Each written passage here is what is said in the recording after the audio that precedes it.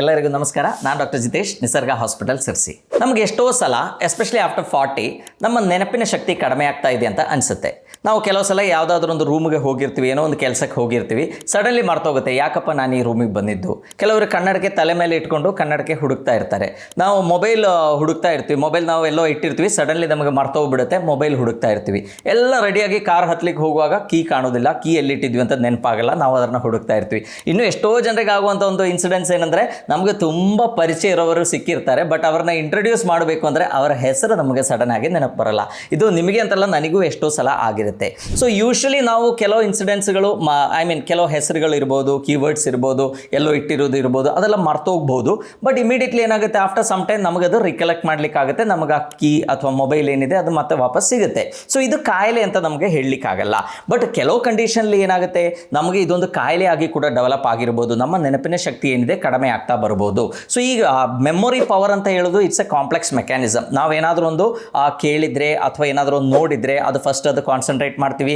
ಎರಡನೇದು ನಮ್ಮ ಬ್ರೈನ್ ಅದನ್ನು ಕಲಿಯುತ್ತೆ, ಅದಾದಮೇಲೆ ನಮ್ಮ ಬ್ರೈನ್ ಅದನ್ನು ಬ್ರೈನಲ್ಲಿ ಸ್ಟೋರ್ ಮಾಡುತ್ತೆ.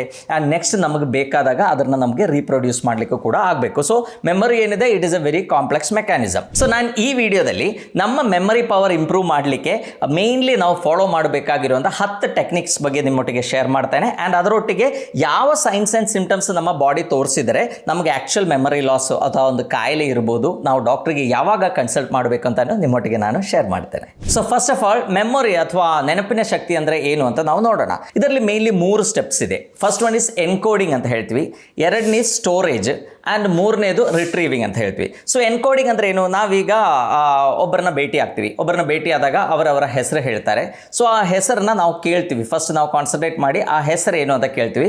ಹೆಸರು ಕೇಳಿದ ಕೂಡಲೇ ನಮಗೆ ಅದೇನೋ ಒಂದು ಇಮ್ಯಾಜಿನರಿ ಅಥವಾ ಒಂದು ಆ ಹೆಸರು ನಮಗೆ ನೆನಪಿರೋ ಹೆಸರು ಇರ್ಬೋದು, ಅಥವಾ ಏನಾದರೂ ಒಂದು ನಮ್ಗೆ ಗೊತ್ತಿರುವಂಗೆ ಏನಾದರೂ ಒಂದು ಮೀನಿಂಗ್ ಇರುವಂಥದ್ದು ಇರ್ಬೋದು. ಸೊ ಅದನ್ನ ಏನು ಮಾಡುತ್ತೆ, ನಮ್ಮ ಬ್ರೈನ್ ಏನಿದೆ ಅದನ್ನು ಅನಲೈಸ್ ಮಾಡಿ ಅದನ್ನು ಅಲ್ಲಿ ಸ್ಟೋರ್ ಮಾಡುತ್ತೆ.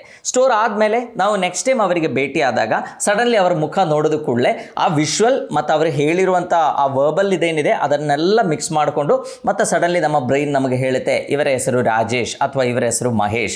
ಸೊ ಸಡನ್ಲಿ ಇಷ್ಟೆಲ್ಲ ಸ್ಟೆಪ್ಸ್ಗಳಾದ್ರೆ ಮಾತ್ರ ನಮ್ಮ ನೆನಪಿನ ಶಕ್ತಿ ಏನಿದೆ ಚೆನ್ನಾಗಿರುತ್ತೆ.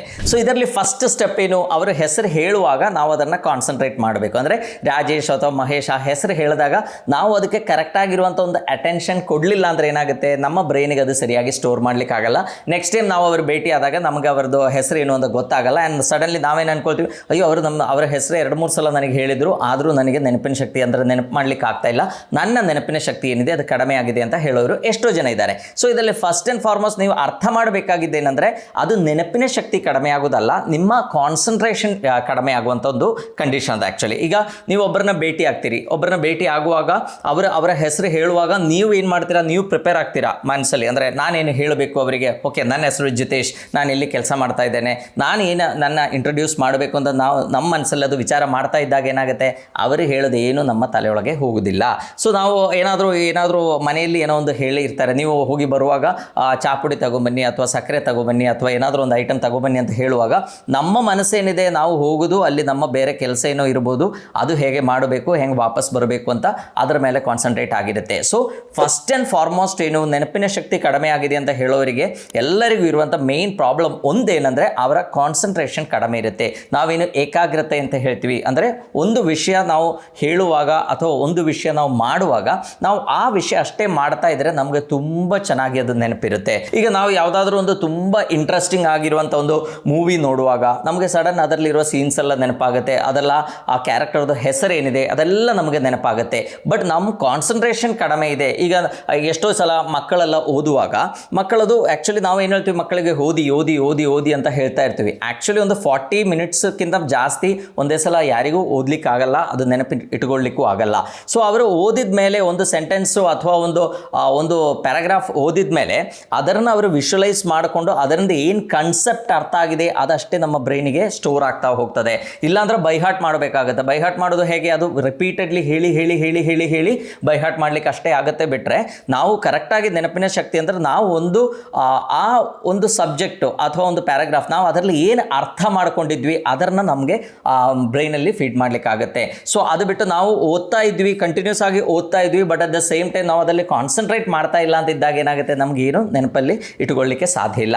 ಸೊ ನೆನಪಿನ ಶಕ್ತಿ ಕಡಿಮೆ ಆಗ್ತಾ ಇದೆ ಅಂತ ಹೇಳೋರಿಗೆ ಫಸ್ಟ್ ಆ್ಯಂಡ್ ಫಾರ್ಮೋಸ್ಟ್ ಆಗಿ ಅವರು ಮಾಡಬೇಕಾಗಿದ್ದೇನು, ಏನಾದರೂ ಒಂದು ಕೆಲಸ ಮಾಡುವಾಗ ಅದರಲ್ಲೇ ಕಾನ್ಸಂಟ್ರೇಟ್ ಮಾಡಿ. ಯಾರಾದರೂ ಒಂದು ಹೆಸರು ಹೇಳುವಾಗ ನೀವು ನಿಮ್ಮ ಹೆಸರು ಹೆಂಗೆ ಹೇಳಬೇಕು ಅಂತ ವಿಚಾರ ಮಾಡೋ ಬದಲು ಅವರ ಹೆಸರನ್ನ ಕರೆಕ್ಟಾಗಿ ಕೇಳಲಿಕ್ಕೆ ಪ್ರಯತ್ನ ಮಾಡಿ.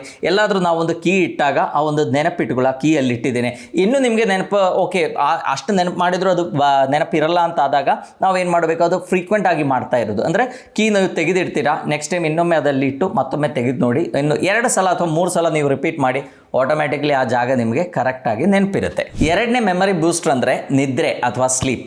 ನಾವು ಪ್ರತಿ ದಿವಸ ಅಟ್ಲೀಸ್ಟ್ ಒಂದು 7 to 8 ಅವರ್ಸ್ ಆದರೂ ಒಂದು ಒಳ್ಳೆ ಸೌಂಡ್ ಸ್ಲೀಪ್ ನಮಗೆ ಸಿಗಬೇಕು. ಈಗ ನೀವು 8 ತಾಸು ಅಥವಾ 9 ತಾಸು ನೀವು ಮಲಗಿದ್ರು ಕೂಡ ಅದರಲ್ಲಿ ಆ್ಯಕ್ಚುಲಿ ಡೀಪ್ ಸ್ಲೀಪ್ ಆಗಿರೋದು 1-1.5 ತಾಸು ಅಷ್ಟೇ ಇರುತ್ತೆ. ಅದರಲ್ಲಿ ಡಿಫ್ರೆಂಟ್ ಸ್ಟೇಜಸ್ ಇದೆ. ಈಗ ಆಲ್ರೆಡಿ ನಾನು ಸ್ಲೀಪ್ ಬಗ್ಗೆ ಒಂದು ವಿಡಿಯೋ ಮಾಡಿದ್ದೇನೆ, ನೀವು ಬೇಕಾದ್ರೆ ನೋಡ್ಬೋದು. REM ಸ್ಲೀಪ್, ನಾನ್ REM ಸ್ಲೀಪ್ ಅಂತೆಲ್ಲ ಇದೆ. ಸೊ ಯೂಶ್ವಲಿ ನಾವು ಈ ಡೇಯಲ್ಲಿ ಕಲೆಕ್ಟ್ ಮಾಡಿರುವಂಥ ಅಷ್ಟು ಇನ್ಫಾರ್ಮೇಷನ್ಸು ರಾತ್ರಿ ನಾವು ಮಲಗಿದಾಗ ನಾವು ಬ್ರೈನ್ ಸ್ವಿಚ್ ಆಫ್ ಆಗಿರುತ್ತೆ, but at the same time ಆ ಇನ್ಫಾರ್ಮೇಷನ್ಸ್ ಎಲ್ಲ ಕನ್ಸಾಲಿಡೇಟ್ ಮಾಡಿ ಅದರಲ್ಲಿರುವ ಆ ಮೆಮೊರಿಯನ್ನು ನಮ್ಮ ಬ್ರೈನಲ್ಲಿ ಸ್ಟೋರ್ ಮಾಡಲಿಕ್ಕೆ actually sound sleep is very much necessary. So ನೀವೇ ಅಬ್ಸರ್ವ್ ಮಾಡಿರ್ತೀರ, ಈಗ ಮಕ್ಕಳು ಈವ್ನಿಂಗ್ ಏನಾದರೂ ಒಂದು ಓದಿರ್ತಾರೆ, ಎಕ್ಸಾಮ್ಗೆ ಹಿಂದಿನ ದಿವಸ ಇದು ಈವ್ನಿಂಗ್ ಚೆನ್ನಾಗಿ ಓದಿ ಒಳ್ಳೆ ನಿದ್ರೆ ಮಾಡಿದರೆ ಏನಾಗುತ್ತೆ, ಅವನಿಗೆ ನೆಕ್ಸ್ಟ್ ಡೇ ಫ್ರೆಶ್ ಆಗಿದ್ದು ಆ ಓದಿದ್ದೆಲ್ಲ ಒಳ್ಳೆ ನೆನಪಿರುತ್ತೆ. But at the same time ಇಡೀ ರಾತ್ರಿ ಕೂತ್ಕೊಂಡು ಓದಿ ನಿದ್ರೇನೂ ಮಾಡಿಲ್ಲ ಅಂದರೆ ಏನಾಗುತ್ತೆ, ನೆನಪಿದ್ದಿದ್ದು ಕೂಡ ಮರ್ತೋಗೋ ಸಾಧ್ಯತೆ ಜಾಸ್ತಿ ಇದೆ. ಸೊ ಹಾಗಾಗಿ ಸೌಂಡ್ ಸ್ಲೀಪ್ ಏನಿದೆ that place A very major role. ಎಷ್ಟೋ ರಿಸರ್ಚಸಲ್ಲಿ ಏನು ಪ್ರೂವ್ ಆಗಿದೆ ಅಂದರೆ ನಮ್ಮ ಬ್ರೈನಲ್ಲಿರುವಂಥ ಟಾಕ್ಸಿನ್ಸನ್ನು ರಿಮೂವ್ ಆಗೋದು, ನಮ್ಮ ನರ್ವ್ ಸೆಲ್ಸ್ ಏನಿದೆ ಅದು ಕರೆಕ್ಟಾಗಿ ರೀಜನರೇಟ್ ಆಗೋದು, ನಮ್ಮ ಮೆಮರಿ ಏನಿದೆ ನಾವು ಇಡೀ ದಿವಸದಲ್ಲಿ ನೋಡಿರುವಂಥ ವಿಶ್ವಲ್ಸ್ ಇರ್ಬೋದು ಅಥವಾ ಕೇಳಿರುವಂಥ ಸೌಂಡ್ ಇರ್ಬೋದು, ಇದನ್ನೆಲ್ಲ ಕರೆಕ್ಟಾಗಿ ಅನಲೈಸ್ ಮಾಡಿ ಸ್ಟೋರ್ ಮಾಡೋದೆಲ್ಲ ಒಳ್ಳೆ ನಿದ್ರೆ ಆದಾಗ ಮಾತ್ರ. ಸೊ ಹಾಗಾಗಿ ಕೆಲವರಿಗೆ ನಿದ್ರೆ ಹೀನತೆ ಸಮಸ್ಯೆ ಇರುತ್ತೆ, ಕೆಲವರಿಗೆ ತುಂಬ ಜಾಸ್ತಿ ಗೊರಕೆ ಹೊಡೆಯುವಂಥ ಹ್ಯಾಬಿಟ್ ಇರುತ್ತೆ, ಇನ್ನು ಆ ಗೊರಕೆನೇ ಇರಲ್ಲ, ಅದು ಸ್ಲೀಪ್ ಏಪ್ನಿಯಾ ಅಂತ ಒಂದು ಕಂಡೀಷನ್ ಇರ್ಬೋದು. ಅಂದರೆ ಗೊರಕೆ ಹೊಡೆದು ಸಡನ್ ಆಗಿ ಉಸಿರಾಟನೇ ನಿಂತೋಗುತ್ತೆ, ಮತ್ತು ಸಡನ್ ಆಗಿ ಮತ್ತೆ ಸ್ಟಾರ್ಟ್ ಆಗುತ್ತೆ. ಸೊ ಈ ಥರ ಕಂಡೀಷನ್ಸ್ ಎಲ್ಲ ಇದ್ದವರಿಗೆ ಕಂಪ್ಯಾರಿಟಿವ್ಲಿ ಈ ನೆನಪಿನ ಶಕ್ತಿ ಮತ್ತು ಕಾನ್ಸಂಟ್ರೇಷನ್ ಏನಿದೆ ಕಂಪ್ಯಾರಿಟಿವ್ಲಿ ಕಡಿಮೆ ಇರುತ್ತೆ, ಕಾಂಪ್ರಮೈಸ್ ಆಗುವಂಥ ಸಾಧ್ಯತೆಗಳಿದೆ. ಬಿಕಾಸ್ ನೀವು ನೋಡಿರ್ತೀರ, ನಿದ್ರೆ ಇಲ್ಲ ಅಂದರೆ ಮನುಷ್ಯ ಎಷ್ಟೊಂದು ರೆಸ್ಟ್ಲೆಸ್ ಆಗಿಬಿಡ್ತಾನೆ, ಅವನಿಗೆ ಯಾವುದಾದ್ರೂ ವಿಷಯದ ಮೇಲೆ ಕಾನ್ಸಂಟ್ರೇಟ್ ಮಾಡಲಿಕ್ಕಾಗುತ್ತಾ, ಕಾನ್ಸಂಟ್ರೇಷನ್ ಸರಿಯಾಗಿ ಆಗಿಲ್ಲ ಅಂದರೆ ನಮ್ಮ ಬ್ರೈನಿಗೆ ಲರ್ನಿಂಗ್ ಸರಿಯಾಗಿ ಕಲೀಲಿಕ್ಕೆ ಸರಿಯಾಗಿ ಆಗಲ್ಲ, ಸರಿಯಾಗಿ ಕಲೀಲಿಲ್ಲ ಅಂದರೆ ಏನಾಗುತ್ತೆ, ನಮ್ಮ ಬ್ರೈನಲ್ಲಿ ಸ್ಟೋರ್ ಆಗಲ್ಲ. ಈಗ ನೀವು ಒಂದು ಹೆಸರು ನೀವೇನೋ ಹೇಳಿರ್ತೀರ, ಒಂದು ಟಫ್ ಆಗಿರುವಂಥ ಒಂದು ಹೆಸರು ನೀವು ಹೇಳಿರ್ತೀರ, ಆ ಹೆಸರು ನಾನು ಕರೆಕ್ಟಾಗಿ ಕೇಳಬೇಕು, ಕಾನ್ಸಂಟ್ರೇಟ್ ಮಾಡಬೇಕು, ಆ ಹೆಸರದ ಅರ್ಥ ಆಗಬೇಕು, ಆವಾಗ ಮಾತ್ರ ನನಗದು ಮತ್ತೆ ನೆನಪಿಟ್ಕೊಳ್ಳಿಕ್ಕೆ ಸಾಧ್ಯ. ಅದು ಏನೂ ಅರ್ಥ ಆಗಿಲ್ಲ, ನಮಗದು ಸರಿಯಾಗಿ ಕಾನ್ಸಂಟ್ರೇಟ್ ಮಾಡಲಿಕ್ಕೆ ಆ ಹೆಸರು ಕರೆಕ್ಟಾಗಿ ಕೇಳಲೇ ಇಲ್ಲ ಅಂತಿದ್ದಾಗ ನಮಗೆ ಮತ್ತೊಮ್ಮೆ ಅವ್ರನ್ನ ಸಿಕ್ಕಿದಾಗ ಆ ಹೆಸರು ಇರ್ಬೋದು, ಆ ಇನ್ಸಿಡೆನ್ಸ್ ಇರ್ಬೋದು, ನಮಗೇನು ನೆನಪಾಗಲ್ಲ. ಸೊ ಹಾಗಾಗಿ ಕ್ವಾಲಿಟಿ ಸ್ಲೀಪ್ ಏನಿದೆ that is very very important. ನಮ್ಮ ಬ್ರೈನ್ ಫಂಕ್ಷನ್ಸ್ ಇಂಪ್ರೂವ್ ಆಗಬೇಕು, ನಮ್ಮ ನೆನಪಿನ ಶಕ್ತಿ ಇಂಪ್ರೂವ್ ಆಗಬೇಕು ಅಂದರೆ ಒಳ್ಳೆ ನಿದ್ರೆ ಬೇಕೇ ಬೇಕು. ರಾತ್ರಿ ಟೀ ಕಾಫಿ ಕುಡಿಯೋ ಅಭ್ಯಾಸ ಇದ್ದರೆ ಅದನ್ನು ಕಡಿಮೆ ಮಾಡಬೇಕು. ರಾತ್ರಿ ಲ್ಯಾಪ್ಟಾಪ್ ನೋಡ್ತಾ ಇರೋದು ತುಂಬ ಕೆಟ್ಟದು, ಬಿಕಾಸ್ ನಮ್ಮ ಮೆಲಟೋನಿನ್ ಪ್ರೊಡಕ್ಷನ್ ಕಡಿಮೆ ಆಗುತ್ತೆ. ಇಡೀ ರಾತ್ರಿ ಮೊಬೈಲಲ್ಲಿ ಆಟ ಆಡ್ತಾ ಇರೋದು ಕೂಡ ತುಂಬ ಕೆಟ್ಟದ್ದು. ಸೊ ಈ ಹ್ಯಾಬಿಟ್ಗಳನ್ನು ನಿಲ್ಲಿಸಿ ಒಳ್ಳೆ ಒಂದು ಟೈಮಿಂಗನ್ನು ಫಿಕ್ಸ್ ಮಾಡಿ, 10:30 ಅಂದರೆ 10:30ಗೆ ಹೋಗಿ 10:30ಯಿಂದ ಮೇ ಬಿ ಒಂದು 6:30 ತನಕ ಒಳ್ಳೆ ಸೌಂಡ್ ಸ್ಲೀಪ್ ಇದ್ದರೆ ಆಟೋಮ್ಯಾಟಿಕ್ಲಿ ನಿಮ್ಮ ನೆನಪಿನ ಶಕ್ತಿ ಮತ್ತು ಕಾನ್ಸಂಟ್ರೇಷನ್, ಮತ್ತು ನೀವು ಕೂಲಾಗಿರ್ತೀರಾ, ಎಷ್ಟೋ ರಿಲ್ಯಾಕ್ಸ್ಡ್ ಆಗಿ ಕೇಳ್ತೀರಿ. ನಾವು ತುಂಬ ಆಂಗ್ಸೈಟಿಯಲ್ಲಿ ಕೇಳಿದರೆ ನಮಗದು ಸರಿಯಾಗಿ ಅರ್ಥ ಆಗಬೇಕು ಅಂತಿಲ್ಲ, ಬಟ್ ಕೂಲಾಗಿ ಕಾನ್ಸಂಟ್ರೇಟ್ ಆಗಿ ಕೇಳಲಿಕ್ಕೂ ಕೂಡ ನಿದ್ರೆ place A very major role. Next ನಾವು ಮಾಡಬೇಕಾಗಿದೆ ಏನಂದರೆ avoid multi tasking. This is the major killer actually ಹೇಳಬೇಕು ಅಂದರೆ. ನಮಗೆ ಈಗ ಎಷ್ಟೋ ಜನರಿಗೆ ನೆನಪಿನ ಶಕ್ತಿ ಕಡಿಮೆ ಇದೆ ಅಂತ ಹೇಳುವ ಜನರಿಗೆ 90% ಜನರಲ್ಲೂ ಇರೋ ಸಮಸ್ಯೆ ಅಂದರೆ ಮಲ್ಟಿ ಟಾಸ್ಕಿಂಗ್. ಈಗ ನೀವು ನನ್ನ ಹತ್ರ ಏನಾದರೂ ಮಾತಾಡ್ತಾ ಇರ್ತೀರಾ, ನಾ ಎಲ್ಲ ಕೇಳಿ ಹ್ಞೂ ಅಂತ ಹೇಳ್ತಾ ಇರ್ತೇನೆ, ಬಟ್ ನಾ ಏನು ಮಾಡ್ತಾ ಇರ್ತೇನೆ, ನನ್ನ ಮೊಬೈಲಲ್ಲಿ ಮೆಸೇಜ್ ಓದ್ತಾ ಇರ್ತೇನೆ. ಈಗ ನೀವೇನಾದರೂ ಒಂದು ನಂಬರ್ ನನಗೆ ಹೇಳ್ತೀರಾ ಅಥವಾ ಏನಾದರೂ ಒಂದು ಕೆಲಸ ಹೇಳ್ತೀರಾ, ನಾನು ಅದರಲ್ಲಿ ಇನ್ಸ್ಟಾಗ್ರಾಮ್ ನೋಡ್ತಾ ಎಲ್ಲದಕ್ಕೂ ಹೂ ಅಂತಾನೆ ಹೇಳಿರ್ತೀವಿ. ಆ್ಯಂಡ್ ಅದಾದಮೇಲೆ ಆ ಕೆಲಸ ಆಗಿರಲ್ಲ, ಅವಾಗ ಕೇಳುವಾಗ ಅಯ್ಯೋ ನನಗೆ ಮರ್ತೋಯ್ತು, ಆ್ಯಂಡ್ ಮತ್ತೆ ನಮ್ಮ ಹತ್ರ ಬಂದು ಹೇಳ್ತಾರೆ ನನಗೆ ನೆನಪಿನ ಶಕ್ತಿ ಕಡಿಮೆ ಆಯಿತು ಅಂತ ಹೇಳ್ತಾರೆ. ಸೊ ಈ ಮಲ್ಟಿ ಟಾಸ್ಕಿಂಗ್ ಏನಿದೆ ಹೇಳಲಿಕ್ಕೆ ಅಂತೂ ತುಂಬ ಒಳ್ಳೆಯದು, ನನಗೆ ಅಟ್ ಎ ಟೈಮ್ ಭಾಳ ಕೆಲಸಗಳು ಅಟ್ ಎ ಟೈಮ್ ಮಾಡಲಿಕ್ಕಾಗತ್ತೆ. ಬಟ್ ಈ ಥರ ಕೆಲಸ ಮಾಡುವಾಗ ನಮ್ಮ ಬ್ರೈನಿಗೆ ಕ್ಲೀನ್ ಆ್ಯಂಡ್ ನೀಟಾಗಿ ಆ ಮಾಡ್ತಾ ಇರೋದೆಲ್ಲ ಸ್ಟೋರ್ ಮಾಡಲಿಕ್ಕೆ ಆಗಬೇಕು ಅಂತಿಲ್ಲ. ಈಗ ನಿಮಗೆ ಹೇಳಿರ್ತಾರೆ ಮನೇಲಿ, ನೀವು ಹೋಗಿ ಅಂಗಡಿಗೆ ಹೋಗಿ ಈ ಸಾಮಾನು ತಗೊಂಬಾ ಅಂತ ಹೇಳಿರ್ತಾರೆ. ಅಂಗಡಿ ಹೋಗಬೇಕು, ಸಾಮಾನು ತರಬೇಕು, ಇದು ನಮಗೆ ಗೊತ್ತು, ಬಟ್ ಆ ಹೇಳಿರೋ ಸಾಮಾನು ಲಿಸ್ಟಲ್ಲದು ರಿಜಿಸ್ಟರ್ ಆಗಬೇಕು ಅಂತ ಇಲ್ಲ. ಸೊ ಆದಷ್ಟು ನಾವು ಏನು ಮಾಡಬೇಕು, ಮಲ್ಟಿ ಟಾಸ್ಕಿಂಗ್ ಏನಿದೆ ಅದನ್ನು ಆದಷ್ಟು ನಾವು ಅವಾಯ್ಡ್ ಮಾಡಬೇಕು. ಆ್ಯಂಡ್ ಈ ಪ್ರಾಬ್ಲಮ್ ಹೈಯೆಸ್ಟ್ ಬಂದಿರೋದು ಮೊಬೈಲ್ ಬಂದಮೇಲೆ. ಬಿಕಾಸ್ ನಮಗೆ ಒಂದು ನಿಮಿಷನೂ ನಮ್ಮ ಮೊಬೈಲ್ ಬಿಟ್ಟಿರಲಿಕ್ಕೆ ಆಗಲ್ಲ. ನಾವು ಏನಾದರೂ ಫೇಸ್ಬುಕ್ ನೋಡ್ತಾ ಇರ್ತೀವಿ, ಅಥವಾ ಯೂಟ್ಯೂಬ್ ನೋಡ್ತಾ ಇರ್ತೀವಿ, ಅಥವಾ ಏನಾದರೂ ಲೈಕ್ ಮೆಸೇಜಸ್ ನೋಡ್ತಾ ಇರ್ತೀವಿ, ವಾಟ್ಸಪ್ ನೋಡ್ತಾ ಇರ್ತೀವಿ. And at the same time ನಾವು ಕಮ್ಯುನಿಕೇಟ್ ಕೂಡ ಮಾಡ್ತಾ ಇರ್ತೀವಿ. ಸೊ ನಾವು ಆ ಕಮ್ಯುನಿಕೇಟ್ ಮಾಡೋದ್ರಲ್ಲಿ ಏನೂ ಅರ್ಥ ಆಗಲ್ಲ, ನಮಗೇನು ನಮ್ಮ ಬ್ರೈನ್ ಒಳಗೆ ಹೋಗಲ್ಲ. ಬಿಕಾಸ್ ನಮ್ಮ ಕಂಪ್ಲೀಟ್ ಕಾನ್ಸಂಟ್ರೇಷನ್ ಏನಿದೆ ಈ ಮೊಬೈಲಲ್ಲಿ ಇರುತ್ತೆ. ಸೊ ಹಾಗಾಗಿ ನಾವು ಏನಾದರೂ ಒಂದು ಕೆಲಸ ಮಾಡುವಾಗ ಆದಷ್ಟು ಆ ಕೆಲಸ ಒಂದೇ ಮಾಡಲಿಕ್ಕೆ ಪ್ರಯತ್ನ ಮಾಡಿ. ಈಗ ನೀವು ಏನೋ ಒಂದು ಯಾರ ಹತ್ರ ಆದರೂ ಮಾತಾಡ್ತಾ ಇದ್ದೀರಾ, ಮಾತಾಡುವಾಗ ಫಸ್ಟ್ ಮಾಡಬೇಕಾಗಿದ್ದೇನೆಂದರೆ ಮೊಬೈಲ್ ತೆಗೆದು ಸೈಡಿಗೆ ಇಡಿ, ಅವ್ರ ಹತ್ರ ಮಾತಾಡಿ. ಸೊ ಮಾತಾಡುವಾಗ ಮೇ ಬಿ ಇಬ್ಬರಿಗೂ ಆ ಹ್ಯಾಬಿಟ್ ಇರ್ಬೋದು. ನಾವೀಗ ಎಷ್ಟೋ ಸಲ ನೋಡ್ತೀವಿ, ನಮ್ಮ ಯಂಗ್ಸ್ಟರ್ಸ್ ಎಲ್ಲ ನೋಡುವಾಗ ಇಬ್ಬರು ಜೋರಾಗಿ ಮಾತಾಡ್ತಾ ಇರ್ತಾರೆ, ಬಟ್ ಇಬ್ಬರು ಕೈಯಲ್ಲೂ ಮೊಬೈಲ್ ಇರುತ್ತೆ. ಅವ್ರು ಏನೆಲ್ಲೋ ಮಾತಾಡ್ತಾ ಇರ್ತಾರೆ. ಇವನು ಹೇಳಿದ್ದು ಅವನಿಗೂ ಅರ್ಥ ಆಗಲ್ಲ, ಅವನು ಹೇಳಿದ್ದು ಇವನಿಗೂ ಅರ್ಥ ಆಗಲ್ಲ. ಆ conversation is of no use. So ನೀವೇನು ಮಾಡಿ, ಯಾರ ಹತ್ರ ಆದರೂ ಡಿಸ್ಕಸ್ ಮಾಡ್ತಾ ಇದ್ದೀರಾ, ಏನಾದರೂ ಒಂದು ಡಿಸ್ಕಷನ್ ನಡೀತಾ ಇದೆ, ಯಾರ ಹತ್ರ ಆದರೂ ಇಂಟ್ರ್ಯಾಕ್ಟ್ ಮಾಡ್ತಾ ಇದ್ದರೆ ಆ ಇಂಟ್ರಾಕ್ಷನಲ್ಲಿ ಅಷ್ಟೇ ಕಾನ್ಸಂಟ್ರೇಟ್ ಮಾಡಿ. ಆದಷ್ಟು ಮೊಬೈಲ್ ಏನಿದೆ ಅದನ್ನು ತೆಗೆದು ಸೈಡ್ಗೆ ಇಡಿ. ಮೊಬೈಲ್ಗೆ ಒಂದು ಪರ್ಟಿಕ್ಯುಲರ್ ಟೈಮ್ ಅಲಾಟ್ ಮಾಡಿ. ಆ ಟೈಮಲ್ಲಿ ಬೇಕಾದ್ರೆ ಮೊಬೈಲ್ ಅಷ್ಟೇ ನೋಡ್ರಿ, ಅವಾಗ ನಿಮಗೂ ಕೂಡ ಅದು ಚೆನ್ನಾಗಿ ಎಂಜಾಯ್ ಮಾಡಲಿಕ್ಕಾಗುತ್ತೆ. ಆ್ಯಂಡ್ ಮತ್ತೆ ಏನಾಗಿದೆ ಅಂದರೆ ಎಸ್ಪೆಷಲಿ ಈಗಿರುವ ಜನ್ರೇಷನ್ ಆಗಿರುವಂಥ ಒಂದು ಸಮಸ್ಯೆ ಏನಂದರೆ, ಯಾರಿಗೂ ಈವನ್ ಒಂದು ವಿಡಿಯೋ ಕೂಡ ನೋಡುವಷ್ಟು ಪೇಷನ್ಸ್ ಇಲ್ಲ. They all go behind shorts. ಇದು ಆ್ಯಕ್ಚುಲಿ ನಮ್ಮ ಮೆಮರಿಗೆ ಒಂದು ತುಂಬ ತೊಂದರೆ ಕೊಡಲಿಕ್ಕಿರುವಂಥ ಒಂದು ಐಟಮ್. ಯಾಕೆ ಒಂದು ನೋಡಿ ಮುಗಿಲ್ಲ, ಚೇಂಜ್ ಆಯಿತು, ಸಡನ್ ಚೇಂಜ್ ಆಗ್ತಾ ಇರ್ತದೆ.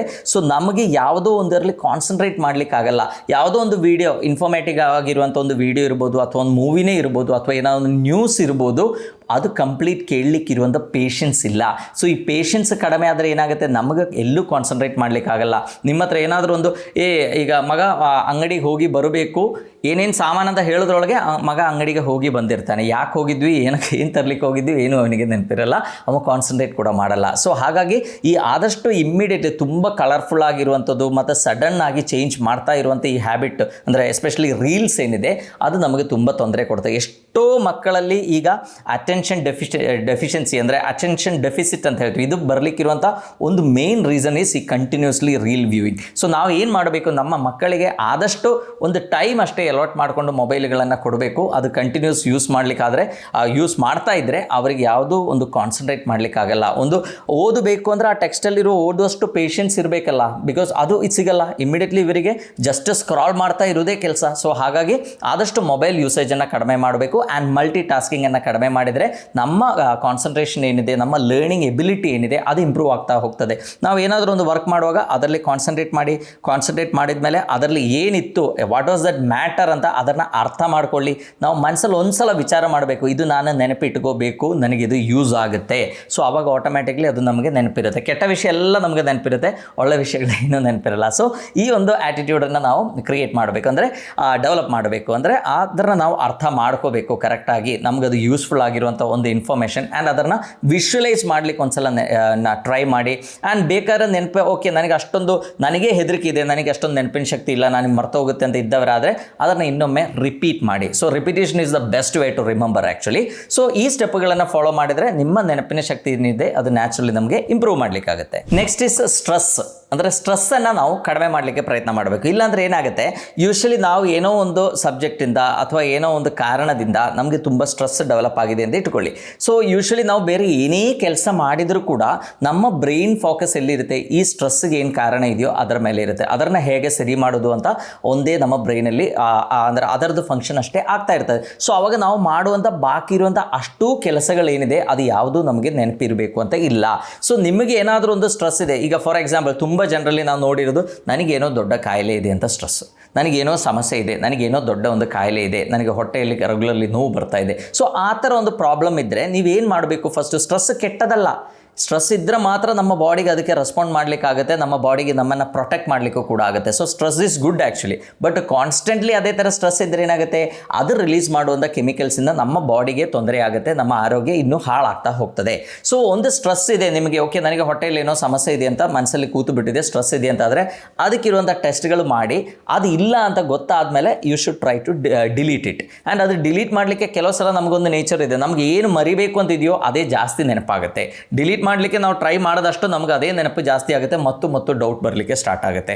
ಸೊ ಅದಕ್ಕೆ ನಾವೇನು ಮಾಡಬೇಕು, ನಮ್ಮ ಪ್ರಿಯಾರಿಟಿಯನ್ನು ನಾವು ಚೇಂಜ್ ಮಾಡಬೇಕು. ಪ್ರಿಯಾರಿಟಿ ಚೇಂಜ್ ಮಾಡೋದು ಹೇಗೆ? ಓಕೆ, ನನಗೆ ಇವತ್ತು ನಮ್ಮ ಸ್ಕ್ಯಾನಿಂಗ್ ಆಯಿತು, ನಮ್ಮ ಬ್ಲಡ್ ಟೆಸ್ಟ್ ಎಲ್ಲ ಆಯಿತು, ನನಗೆ ಹೊಟ್ಟೆಯಲ್ಲಿ ಏನೂ ಸಮಸ್ಯೆ ಇಲ್ಲ, ಡಾಕ್ಟರ್ ಇವನ್ ಎಂಡೋಸ್ಕೋಪಿ ಸಮೇತ ನೋಡಿ ಹೇಳಿದ್ದಾರೆ ನನಗೇನು ಸಮಸ್ಯೆ ಇಲ್ಲ ಅಂತ ಹೇಳಿದ ಮೇಲೆ ನಾವು ಏನು ಮಾಡಬೇಕು, ನಾವು ನೆಕ್ಸ್ಟ್ ನಾವು ಹೇಗೆ ಇನ್ನು ನಮ್ಮ ಆರೋಗ್ಯವನ್ನು ಇಂಪ್ರೂವ್ ಮಾಡುವ. ರೆಗ್ಯುಲರ್ಲಿ ಎಕ್ಸಸೈಸ್ ಮಾಡಿ. ಎಕ್ಸಸೈಸ್ ಕೂಡ ನಮ್ಮ ಮೆಮೊರಿ ಇಂಪ್ರೂವ್ ಮಾಡಲಿಕ್ಕಿರುವಂಥ one of the best technique ಅಂತ ನಾವು ಹೇಳಬೇಕಾಗುತ್ತೆ. ಬಿಕಾಸ್ ನಾವು ವ್ಯಾಯಾಮ ನಮ್ಮ ಬ್ರೈನ್ ಕೂಡ ಇರೋದು ಇಲ್ಲಿ ನಮ್ಮ ಬಾಡಿಯಲ್ಲೇ. ಸೊ ನಾವು ವ್ಯಾಯಾಮ ಮಾಡಿದಾಗ ನಮ್ಮ ನರಗಳಿರ್ಬೋದು, ನಮ್ಮ ರಕ್ತನಾಳಗಳಿರ್ಬೋದು, ಇದರದೆಲ್ಲ ಫಂಕ್ಷನ್ಸ್ ಇಂಪ್ರೂವ್ ಆಗುತ್ತೆ, ನಮ್ಮ ಕಾರ್ಡಿಯಾಕ್ ಫಂಕ್ಷನ್ಸ್ ಇಂಪ್ರೂವ್ ಆಗುತ್ತೆ, ನಮ್ಮ ಲಂಗ್ ಫಂಕ್ಷನ್ಸ್ ಇಂಪ್ರೂವ್ ಆಗುತ್ತೆ.